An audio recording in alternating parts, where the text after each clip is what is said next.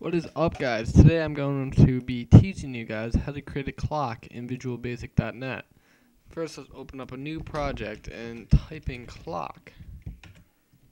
That's going to be our project name, so let it first create.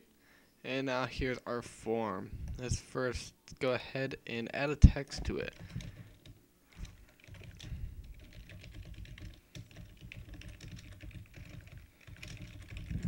And there's our base of the program.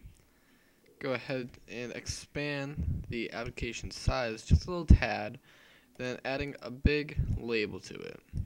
Now, what I'm using for this text is going to be called Digital 7, and you can find that online for free. I'll see if I can find another link to it, but if I'm not able to, then by all means I'm not able to. So we're going to add our label into our application, and for cool effects, let's have this text a green color. Gives it the looks as if it was a real clock or digital clock. And there's line. Okay. What we're gonna want to do is for me to have my picky stuff, I like to add a go ahead icon. I don't know if some of you guys like doing such, but I am a fan of doing that. And if you saw my other tutorial, I taught you guys how to make an icon for your program. And I'm pretty much going to do the same thing here, adding the icon in which this will be added into my tray bar down in the bottom right of my screen.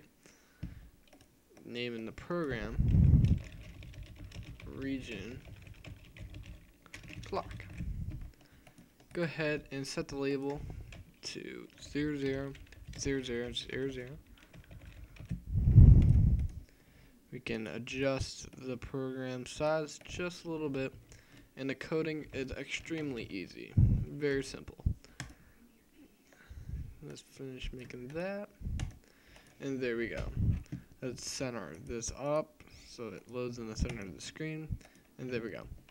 Now let's add a timer by coming over to the toolbox to the very left and looking for the timer function, which is right here, and that's going to be under components.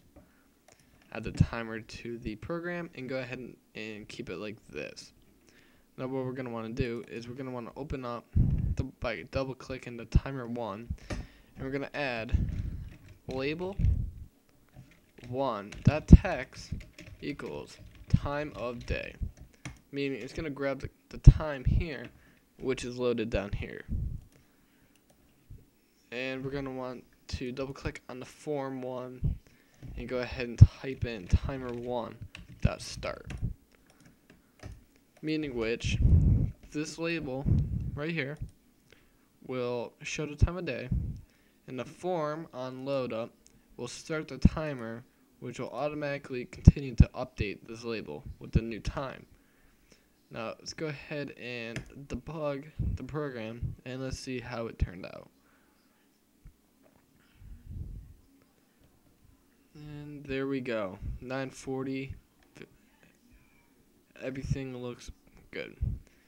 By all means, you have the ability to adjust the program size just a little bit, but a heads up, your text is going to get bigger as the number here is going to continue to get bigger, so I suggest keeping it as a fairly large size.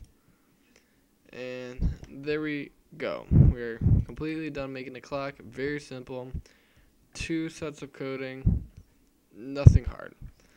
Okay guys, have fun, and I'll talk to you guys later.